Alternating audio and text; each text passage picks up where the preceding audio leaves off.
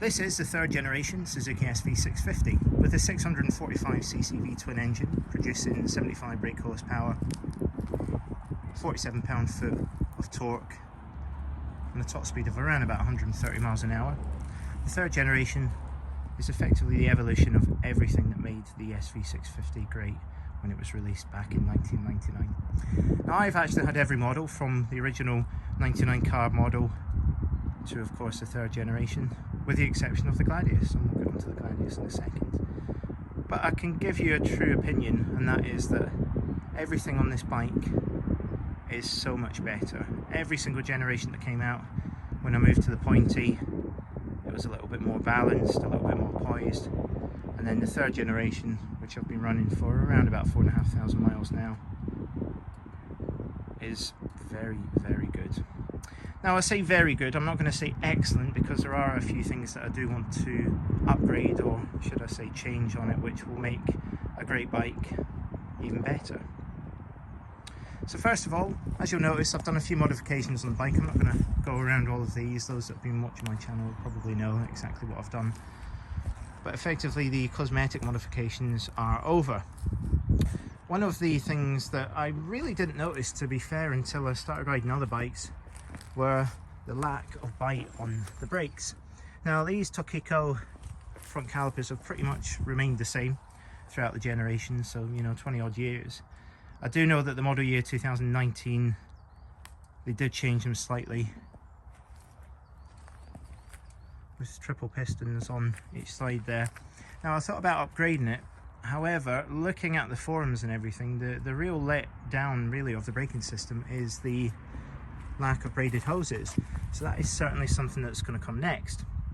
Now, with the introduction of ABS on this, I don't think the brakes feel as good as they did in the previous generation. Don't get me wrong, they do work, and they do stop the bike, but the rear brake actually has probably too much feel, not much progression, and the front brake doesn't.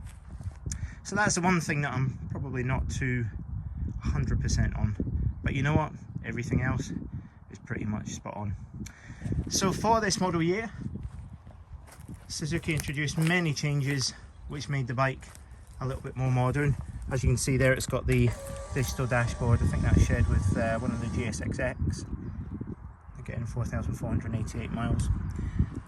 In the UK, we only got this in the ABS model. I do believe in the continent and US and so on, you do get the options of the non-ABS. However, ABS is fantastic and wouldn't change that for the world. It's got Suzuki's Easy Start, which again, you don't think about these things, you really take them for granted, but what you need to do to start the engine, press it.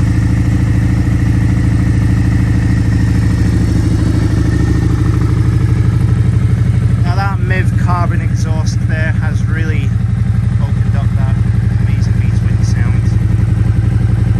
It sounds nice at idle, not too noisy when you're going on, but when you give it some of the beans, there we go.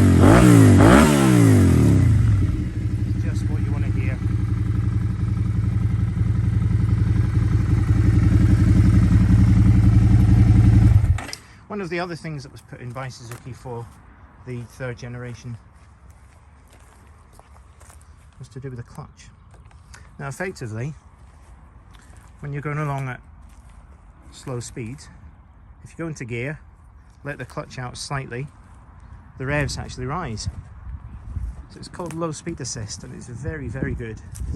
Again, there's a lot of first-time bikers that actually purchase an SV650, and I know that helps them not stall at traffic lights and so on. And it's one of those that, it's one of those technologies that are unobtrusive, and you really don't feel it until you go into another bike. Those that are looking to buy an SV650 normally compare it to the likes of the MT-07, the FC-07 as they call in the US. To me, they're very similar bikes. The one reason you should, of course, go for the SV650 is that engine. I mean, over any sort of parallel twin that Yamaha and even some of the Kawasaki's do, I just think this engine is a peach. I mean, it's got more than enough power to keep you, somebody fresh to bike in, and those that come back, or again like myself, that have been doing it for a few years. it's an engine that you don't get caught out on. You know, it's got a nice progressive linear power delivery, and it's more than enough. I mean, it has a top speed of around about 130 miles an hour. Of course, you know, we don't do that on standard roads, but you know, I've got no doubt that it will be probably around about that, if not a little bit more, with some of the modifications that you can do on it. So if you are considering buying one, certainly the 3rd generation, I would say go for it. You know, it's a fantastic bike with an excellent value RRP. Now, there are deals that are available, you know, when you buy the bike brand new, whether or not you're going to buy it outright, or again, some of the low rate finance PCP options that Suzuki dealers offer. Why should you buy the 3rd generation versus the other two? Well, first of all, ABS, I would say, you know, is one of the key things. But for me, it's about the modern electronics, you know, the digital dash, you know, the all that I mentioned before with the low RPM assist, you know, the low speed assist there.